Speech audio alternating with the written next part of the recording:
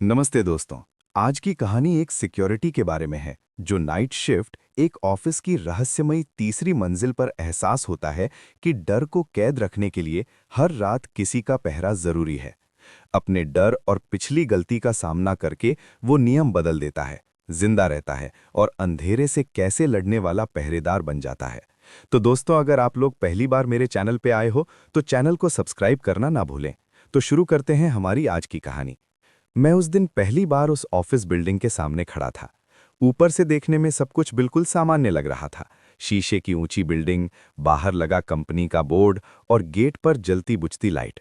लेकिन अंदर कदम रखते ही मुझे अजीब सी ठंडक महसूस हुई, जैसे हवा नहीं, कोई और चीज मुझे छू कर निकल गई हो।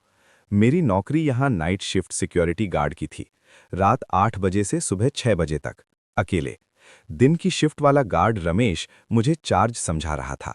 उसने हंसते हुए कहा, भाई काम आसान है, बस रात को 12 के बाद तीसरी मंजिल पे मत जाना। मैंने हंसकर पूछा, क्यों, भूत रहते हैं क्या? उसकी हंसी अचानक रुक गई। उसने इधर उधर देखा और बोला, मजाक मत कर, बस मत जाना। उस वक्त मैंने इसे हल्के में लिया। रात 10 बजे तक सब ठीक था। सीसीटीवी स्क्रीन पर खाली कॉरिडोर, बंद केबिन और लिफ्ट के सामने जलती लाल बत्ती। मैं अपनी कुर्सी पर बैठा चाय पी रहा था। लेकिन ठीक 11:47 एक स्क्रीन अपने आप ब्लैक हो गई। मैंने सोचा कैमरा गड़बड़ है। जैसे ही मैं खड़ा हुआ, उसी स्क्रीन पर एक परछाई सी दिखी। कोई आदमी, या शायद आदमी जैसा कुछ, जो तीसरी मंजिल के कॉरिडोर में खड़ा था। मेरा दिल जोर से धड़कने लगा। मैंने खुद से कहा, थकान है, कुछ नहीं। लेकिन तभी वॉकी टॉकी अपने आप चालू हो गई। खर्र खर्र। और फिर एक धीमी आवाज आई, गार्ड, नीचे मत रहना। मेरे हाथ कांपने लगे। ऑफिस में मेरे अलावा कोई नहीं होना चाहिए था। मैंने वॉकी टॉकी बंद कर दी, लेकिन आवाज मेरे कानों में गूंजती रही। 12 बजे लिफ्ट की घंटी बजी, जबकि लिफ्ट लॉक थी। मैंने कैमरा देखा, लिफ्ट तीसरी मंजिल से नीचे आ रही थी। और सबसे डरावनी बात, लिफ्ट के अंदर कोई बटन दबा ही नहीं था।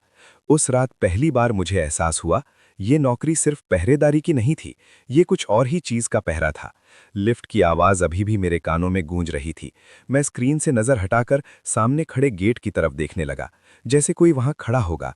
लेकिन वहां सिर्फ सन्नाटा था, ऐसा सन्नाटा जो कानों में चुभता है। मैंने घड़ी देखी, 12:03 AM। नियम के मुताबिक मुझे हर घंटे राउंड लगाना था। मेरे पैरों ने साथ नहीं दिया, लेकिन दिमाग कह रहा था कि अगर मैं नहीं गया तो डर हमेशा के लिए मुझ पर हावी हो जाएगा। मैंने टॉर्च उठाई। उसकी रोशनी जमीन पर पड़ी तो धूल के कण चमक उठे, जैसे किसी ने अभी अभी वहां से कदम खींचे हों। सीढ़ियों की तरफ बढ़ते हुए मुझे एहसास हुआ कि बिल्डिंग में हवा बिल्कुल बंद हो गई थी। एसी चालू नहीं था, फिर भी ठंड बढ़ती जा रही थी। पहली मंजिल, सब सामान्य। दूसरी मंजिल, एक केबिन का दरवाजा हल्का सा खुला हुआ था। मैंने उसे बंद किया। अंदर से कंप्यूटर अपने आप ऑन हो गया। स्क्रीन पर सिर्फ एक लाइन थी, रात अभी बाकी है। मैंने तुरंत स्विच बंद कर दिया। दिल जोर जोर से धड़क रहा था। अब सिर्फ एक मंजिल बची थी, तीसरी। रमेश की बात दिमाग में गूंज रही थी, मत जाना। लेकिन तभी वॉकी टॉकी फिर से चालू हो गई। खर्र, अगर ऊपर नहीं आए तो वो नीचे आ जाएगा। मेरी सांस रुक गई। मैंने सीढ़ियां चढ़ना शुरू किया। हर कदम भारी लग रहा था। ऐसा लग रहा था जैसे कोई पीछे से मेरी शर्ट पकड़कर खींच रहा हो। तीसरी मंजिल पर पहुंचते ही टॉर्च की रोशनी कांपने लगी। कॉरिडोर लंबा था और अंत दिखाई नहीं दे रहा था। सीसीटीवी कैमरे लगे थे, लेकिन उनकी लाल लाइट बंद थी। अचानक मेरे पैरों के सामने एक फाइल गिरी। मैंने उसे उठाया। उस पर मेरा नाम नहीं था, उस पर लिखा था, नाइट गार्ड, पहला दिन। फाइल के अंदर पन्ने पलटे। पहले पन्ने पर मेरी फोटो थी, वही कपड़े, वही चेहरा, लेकिन आंखें पूरी तरह काली। मेरे हाथ से फाइल छूट गई। पीछे से किसी के चलने की आवाज आई, छप छप। मैं मुड़ा। कॉरिडोर के बीचों बीच एक आदमी खड़ा था, सिक्योरिटी गार्ड की यूनिफॉर्म में। लेकिन उसका चेहरा बिल्कुल मेरा था। उसने धीरे से कहा, तू देर से आया है, मैं यहां पहले से हूं। मेरे कानों में सीटी सी बजने लगी। मैं भागना चाहता था, लेकिन पैर जड़ हो चुके थे। लाइट्स एक एक करके बंद होने लगी। अंधेरे में उसकी आखिरी आवाज गूंजी, सुबह तक टिक पाया तो नौकरी तेरी। और तभी मेरी टॉर्च बुझ गई। अंधेरा, पूरी तरह अंधेरा। अंधेरा इतना घना था कि मुझे अपनी सांसों की आवाज भी डराने लगी। टॉर्च बुझ चुकी थी, मोबाइल में नेटवर्क नहीं था, और पूरी मंजिल जैसे किसी ने निगल ली हो। मैंने आंखें बंद की और खुद से कहा, ये सच नहीं है, ये सच नहीं हो सकता। लेकिन तभी मेरे कान के पास किसी ने फुसफुसाया, आंखें मत खोलना। मेरी रीढ़ में ठंड दौड़ गई। आवाज मेरी ही थी, लेकिन मैं तो चुप खड़ा था। धीरे धीरे लाइट्स फिर से जलने लगीं, एक एक करके, जैसे कोई खेल खेल रहा हो। कॉरिडोर अब वैसा नहीं था जैसा कुछ देर पहले था।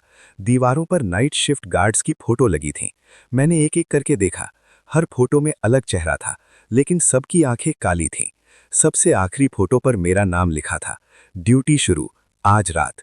मैंने पीछे हटना चाहा, लेकिन पीछे दीवार नहीं थी। वहां वही आदमी खड़ा था। मेरा चेहरा, मेरी आवाज, लेकिन उसकी मुस्कान ऐसी थी जैसे वो सालों से इंतजार कर रहा हो। उसने कहा, हर रात एक गार्ड रहता है, सुबह सिर्फ एक जाता है। मैं चिल्लाया, मैं ये नौकरी छोड़ दूंगा। वो हंसा, छोड़ने वाले सुबह नहीं देखते। फर्श पर अचानक घड़ी की टिक टिक सुनाई दी। हर टिक के साथ मेरी सांस भारी होती जा रही थी। उसने मेरी तरफ उंगली उठाई, अगर जिंदा रहना है तो नीचे भाग। मैंने पलटकर सीढ़ियों की तरफ दौड़ लगाई, लेकिन सीढ़ियां ऊपर जा रही थीं। मैं गिर पड़ा। जब होश आया तो मैं नीचे गार्ड रूम में था। सुबह की रोशनी खिड़की से अंदर आ रही थी। घड़ी में समय था 6:01 AM। मेरे कपड़े पसीने से भीगे थे। हाथ पर एक निशान था, जैसे किसी ने जोर से पकड़ा हो। रमेश अंदर आया। उसने मुझे देखकर सिर्फ इतना कहा, तू बच गया, कल वाला नहीं। मैंने पूछा, कौन? वो बोला, जो तेरी शक्ल में था। और फिर उसने रजिस्टर खोला।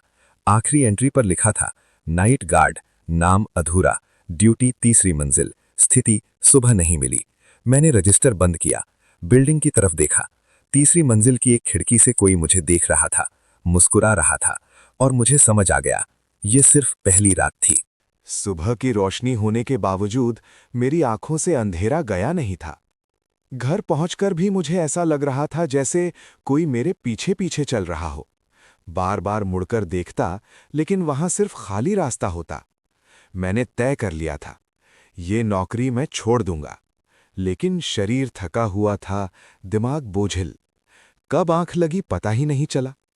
नींद में मैंने वही बिल्डिंग देखी, तीसरी मंजिल, और वहां खड़े कई लोग, सभी सिक्योरिटी गार्ड की वर्दी में। सब एक साथ बोले, तू अभी गया नहीं है। मैं हड़बड़ा कर उठ बैठा, पसीने से भीगा हुआ। मोबाइल देखा, ऑफिस से 10 मिस्ड कॉल।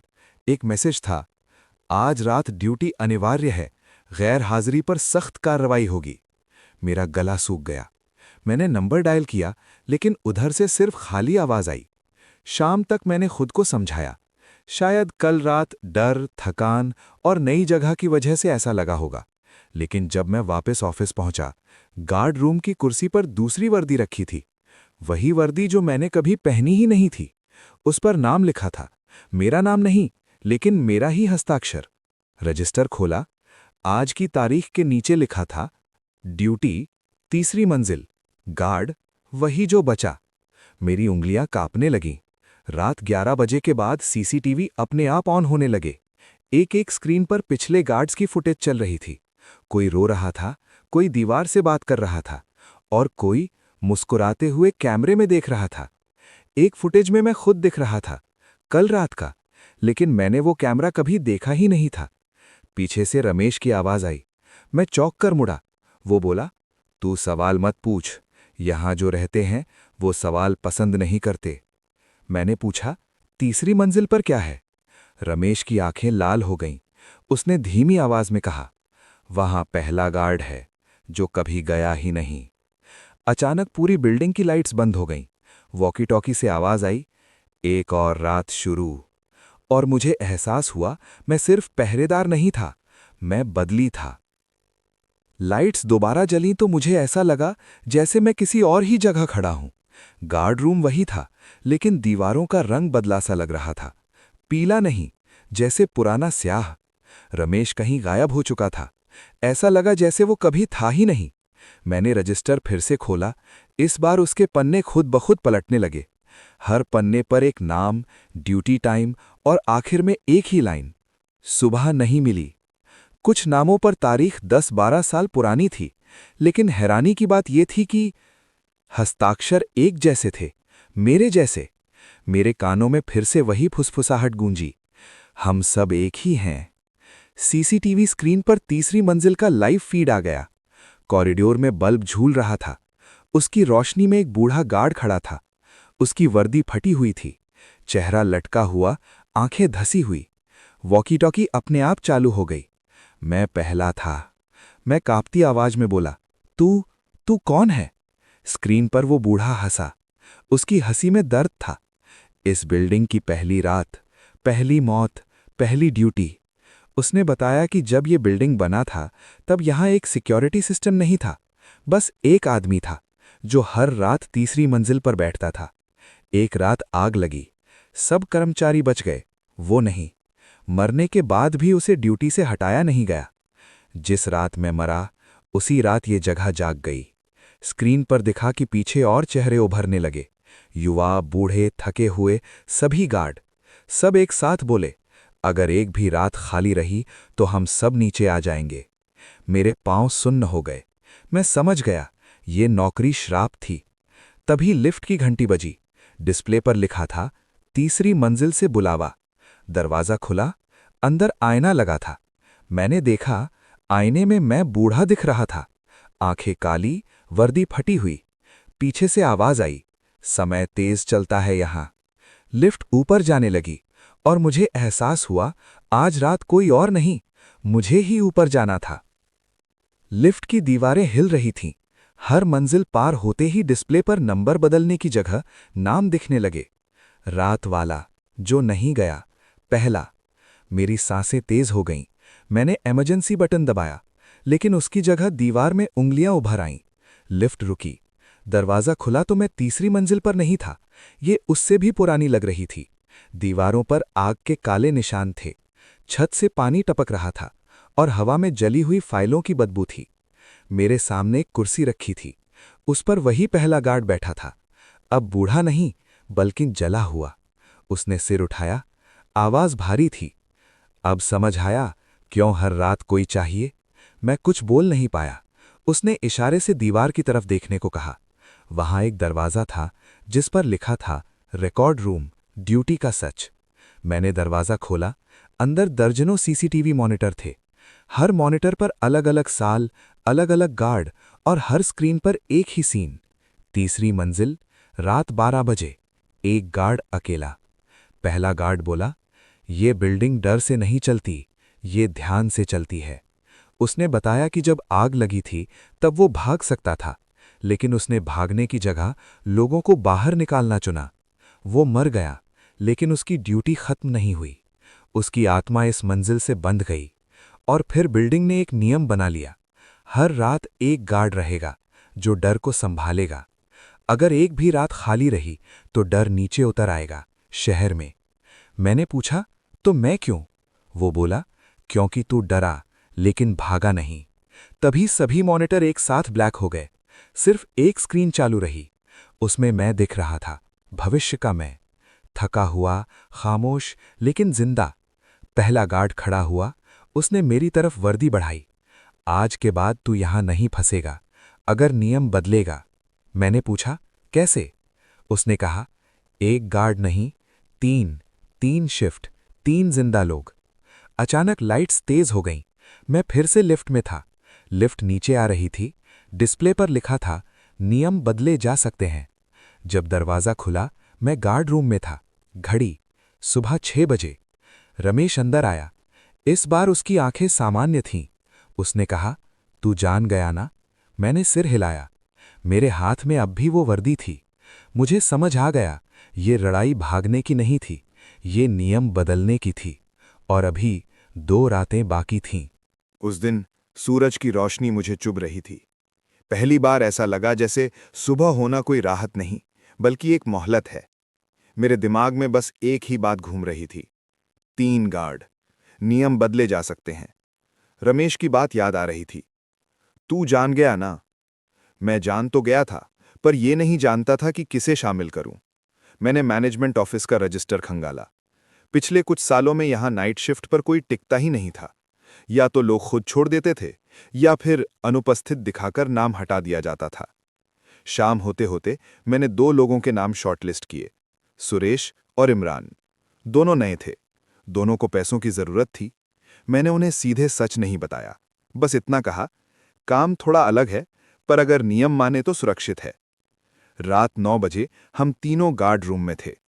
बिल्डिंग पहली बार इतनी भरी भरी लग रही थी, लेकिन जैसे ही घड़ी ने 11:30 बजाए, एसी बंद हो गया, सीसीटीवी फ्रीज हो गए और दीवार पर उभरा एक वाक्य, 3 नहीं चाहिए। इमरान घबरा गया। भाई, ये क्या मजाक है? मैं कुछ बोलता उससे पहले वॉकी टॉकी से आवाज आई, तीनों अलग अलग चैनल पर। सुरेश के चैनल से, नीचे रहो। इमरान के चैनल से, भाग जाओ। और मेरे चैनल से, नियम मत बदलो। तीसरी मंजिल की लाइट अपने आप जल गई। मैं समझ गया, बिल्डिंग हमें बांटना चाहती है। मैंने सख्त आवाज में कहा, कोई अकेला नहीं जाएगा। लेकिन तभी लिफ्ट खुली और अंदर सिर्फ 2 लोगों की परछाई दिखी। तीसरी परछाई मेरी नहीं थी। लाइट्स झपकने लगीं।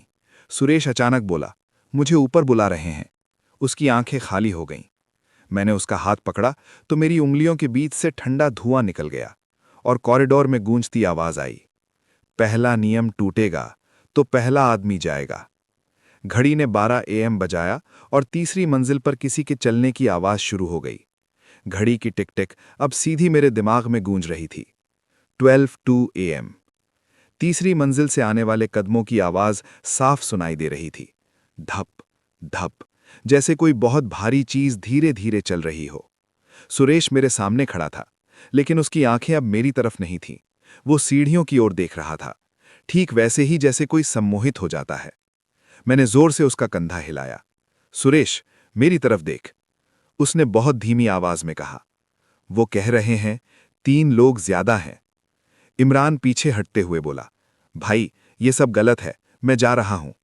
जैसे ही उसने गेट की तरफ कदम बढ़ाया, मुख्य दरवाजा जोर से बंद हो गया। पूरी बिल्डिंग कांप उठी। सीसीटीवी स्क्रीन अपने आप चालू हो गई। इस बार लाइव नहीं, भविष्य दिखा रही थी। एक स्क्रीन पर सुरेश तीसरी मंजिल पर अकेला, दूसरी स्क्रीन पर इमरान अंधेरे कॉरिडोर में रोता हुआ, तीसरी स्क्रीन पर मैं खून से सने हाथों के साथ गार्ड रजिस्टर बंद करता हुआ। मैंने स्क्रीन बंद करने की कोशिश की, लेकिन दीवार से आवाज आई, एक को चुनो। इमरान चिल्लाया, तू हमें यहां फंसा के खुद बचना चाहता है। उसका शक सही भी था, गलत भी, क्योंकि सच ये था, अगर कोई नहीं जाता तो तीनों नहीं बचेंगे। तीसरी मंजिल की लाइट लाल हो गई। वॉकी टॉकी से पहला गार्ड बोला, पहली बार नियम बदला जा रहा है, बिल्डिंग भूखी है। सुरेश अचानक मेरी तरफ मुड़ा। उसके चेहरे पर डर नहीं था, सिर्फ थकान थी। भाई, अगर किसी को जाना है तो मुझे जाने दे। मैंने सिर हिलाया, नहीं, नियम 3 का है। उस पल मुझे कुछ समझ आया। बिल्डिंग डर से चलती थी, लेकिन स्वेच्छा से नहीं। मैंने रजिस्टर उठाया और जोर से कहा, आज रात कोई अकेला नहीं जाएगा। मैंने तीनों के नाम एक साथ लिखे, एक ही लाइन में। कलम की स्याही जैसे खून बन गई। पूरा ऑफिस अंधेरे में डूब गया और तीसरी मंजिल से एक चीख आई, गुस्से में, दर्द में, फिर सन्नाटा। कुछ सेकंड बाद लाइट्स वापस आ गईं। सुरेश और इमरान दोनों जमीन पर बैठे थे, सांस लेते हुए, जिंदा। लेकिन दीवार पर एक नया वाक्य उभरा, एक और कोशिश तो कीमत बढ़ेगी। मैं जान गया, मैंने पहली चाल तो चल दी थी, लेकिन जंग अभी बाकी थी। दीवार पर लिखी वो लाइन अभी भी चमक रही थी, एक और कोशिश तो कीमत बढ़ेगी। उस वाक्य को देखते ही मुझे एहसास हो गया था कि अब ये खेल सीधा डराने का नहीं रहा, अब ये तोड़ने का था। सुरेश और इमरान दोनों फर्श पर बैठे थे, सांसें तेज थीं, चेहरे पीले, लेकिन जिंदा थे। मैंने उन्हें उठाया, जो भी हो, अब एक दूसरे से दूर मत जाना। घड़ी देखी, 1:17 AM, मतलब रात अभी लंबी थी। अचानक बिल्डिंग के हर स्पीकर से एक साथ आवाज आने लगी। कोई चीख नहीं, कोई डरावनी हंसी नहीं, बस मेरी ही आवाज, तू ये नहीं कर पाएगा, तू भी बाकी सब जैसा है, तू भी यहीं रहेगा। इमरान ने कान बंद कर लिए। ये आपकी आवाज क्यों है? मैं जवाब नहीं दे पाया, क्योंकि वो सच में मेरे ही शब्द थे। सीसीटीवी स्क्रीन फिर चालू हुई। इस बार तीसरी मंजिल नहीं, मेरे घर का लाइव फीड। मेरी मां दरवाजा खोलकर बाहर झांक रही थी, जैसे किसी का इंतजार हो। मेरे पैरों तले जमीन खिसक गई। स्पीकर से आवाज आई, अगर रात खाली नहीं छोड़ी तो तेरी जगह कोई और खाली हो जाएगी। मैंने स्क्रीन पर घूंसा मारा, हाथ कट गया, खून टपका, लेकिन स्क्रीन पर खून नहीं पड़ा। वो मुस्कुरा रही थी। सुरेश ने कांपती आवाज में कहा, भाई, ये बिल्डिंग हमें मार नहीं रही, ये हमें मजबूर कर रही है। और वो सही था। तभी तीसरी मंजिल की सीढ़ियों से कुछ घिसटने की आवाज आई। इस बार कोई आदमी नहीं था। ये आकृतियां थीं, अधूरी, टूटी हुई, जैसे पुराने गार्ड्स के डर ने शरीर बना लिया हो। पहला गार्ड सामने आया। उसका चेहरा अब शांत था। मैंने चेतावनी दी थी, नियम बदलना आसान नहीं। मैंने पूछा, तो क्या करूं? उसने मेरी आंखों में देखा, खुद को दांव पर लगा। अचानक मेरी वर्दी भारी हो गई, जैसे किसी ने मुझे पकड़ लिया हो। रजिस्टर अपने आप खुला, एक खाली पन्ना। उस पर लिखा उभरने लगा, गार्ड, स्वेच्छा से। मतलब साफ था, अगर मैंने अपने नाम के आगे स्वेच्छा लिख दिया तो ये लात खत्म हो सकती थी। लेकिन मैं जानता था, इसका मतलब था मैं हमेशा के लिए तीसरी मंजिल से बंध जाऊंगा। मैंने कलम उठाई, हाथ कांप रहा था। और तभी इमरान ने मेरा हाथ पकड़ लिया। नहीं, अगर आप टूट गए तो नियम कभी नहीं बदलेगा। पहली बार बिल्डिंग चुप हो गई। घड़ी 2 AM। अंधेरा रुका हुआ था, जैसे फैसला मेरा इंतजार कर रहा हो। मैंने कलम नीचे रख दी और उसी पल पूरी बिल्डिंग में एक दरार सी महसूस हुई। दीवारें कांपीं, लाइट्स झपकीं और आवाज आई, ठीक है, तो अगली रात। मैं समझ गया, ये जंग आज नहीं, लेकिन मैंने पहली बार डर के सामने ना कहा था। और यही सबसे खतरनाक बात थी। उस रात के बाद मैंने सोचना बंद कर दिया था। सोचने का मतलब था डरना, और डरने का मतलब था हारना। सुरेश और इमरान को मैंने अगली ही सुबह दूसरी साइट पर ट्रांसफर करवा दिया। मैं जानता था, अगर वो एक रात और रुके तो बिल्डिंग उन्हें ढाल की तरह इस्तेमाल करेगी।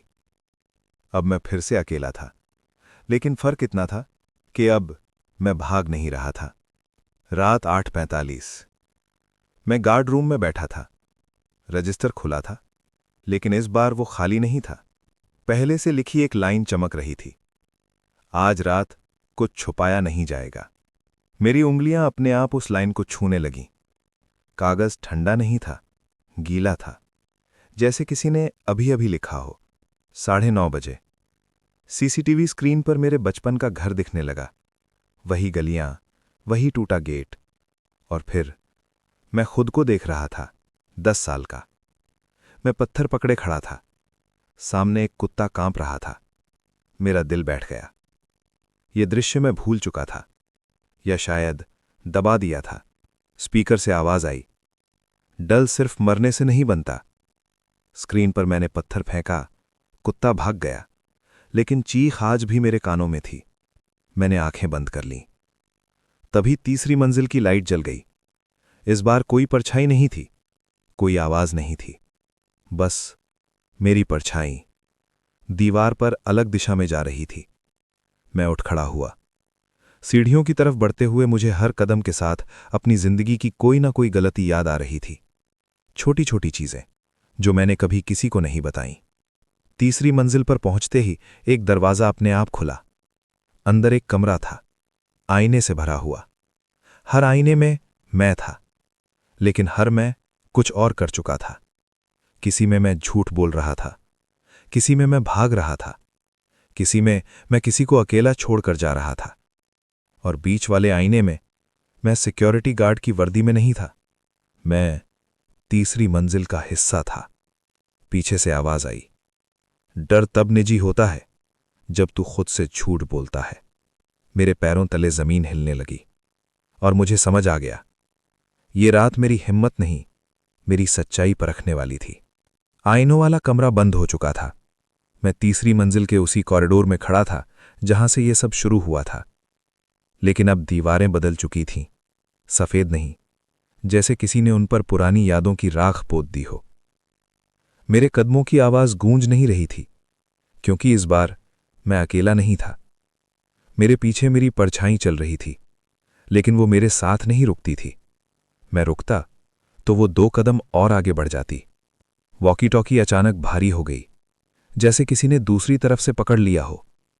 आवाज आई, शांत, साफ और बहुत करीब, अब सच बोलने का समय है। मैंने कहा, किससे? कॉरिडोर के अंत में एक दरवाजा उभरा। उस पर लिखा था, स्वीकार कक्ष। मैं जानता था, अगर यहां से भागा तो अगली बार ये बिल्डिंग मेरे अलावा किसी और को तोड़ेगी। मैंने दरवाजा खोला। अंदर एक कुर्सी थी और सामने एक मेज। मेज पर गार्ड रजिस्टर नहीं था, वहां मेरा जीवन रखा था।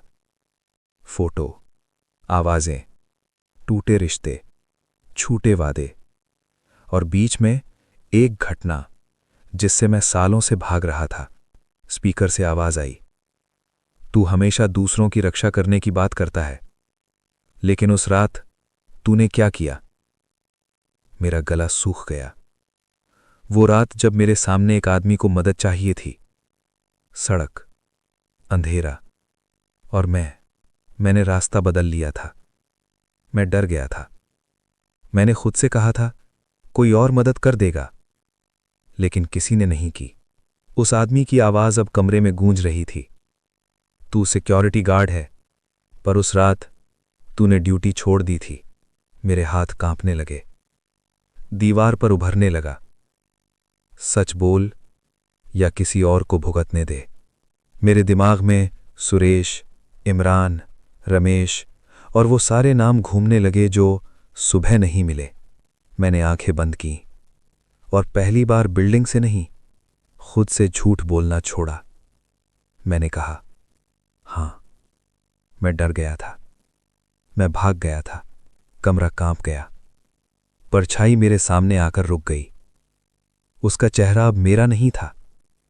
वो बोली, डर मान लेना कमजोरी नहीं है, ड्यूटी छोड़ना सच है, लेकिन आज तू भागा नहीं। मेज पर एक आखिरी कागज उभरा, सौदा। अगर तू इस बिल्डिंग में रहेगा तो डर तुझसे झूठ नहीं बोलेगा। अगर तू जाएगा तो डर किसी और को ढूंढेगा। घड़ी देखी, 3:11।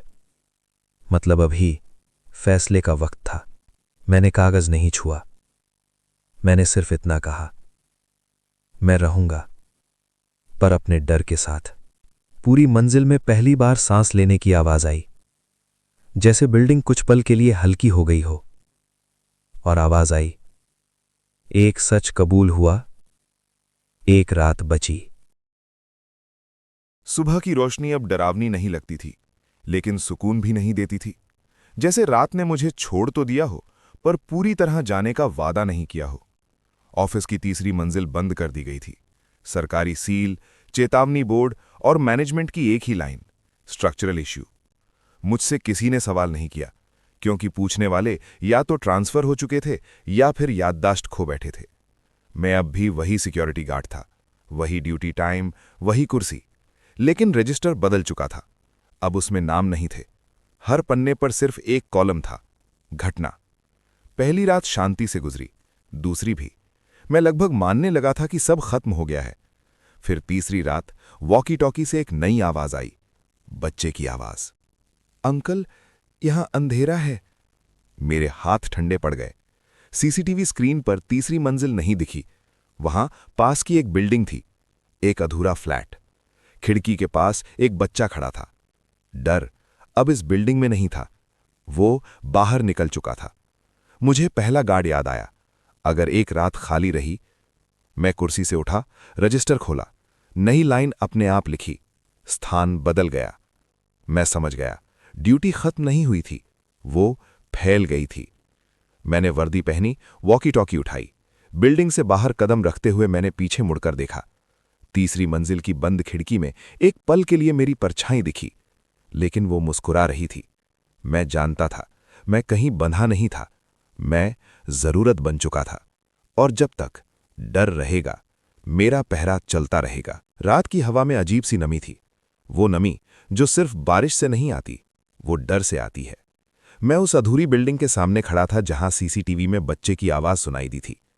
बाहर से देखने में ये जगह बस एक खाली निर्माणाधीन इमारत लगती थी, टूटे शीशे, अधूरी दीवारें और अंदर पसरा सन्नाटा। लेकिन जैसे ही मैंने कदम अंदर रखा, वॉकी टॉकी में वही आवाज फिर गूंजी, अंकल, वो यहां आ रहा है। मैंने गहरी सांस ली। पहले जैसा डर नहीं था, अब डर समझ में आने लगा था। मैंने टॉर्च जलाई। रोशनी पड़ते ही दीवारों पर उंगलियों के निशान उभर आए, छोटे, जैसे किसी बच्चे ने अंधेरे में रास्ता ढूंढा हो। ऊपर की मंजिल से घिसटने की आवाज आई। छर्र छर्र। मुझे पता था ये वही डर था जो पहले ऑफिस की तीसरी मंजिल में पल रहा था, बस अब उसका घर बदल गया था। मैं ऊपर पहुंचा। एक कोने में वो बच्चा बैठा था, घुटनों में सिर छुपाए हुए। मैंने धीरे से कहा, डर मत, मैं हूं। बच्चे ने मेरी तरफ देखा।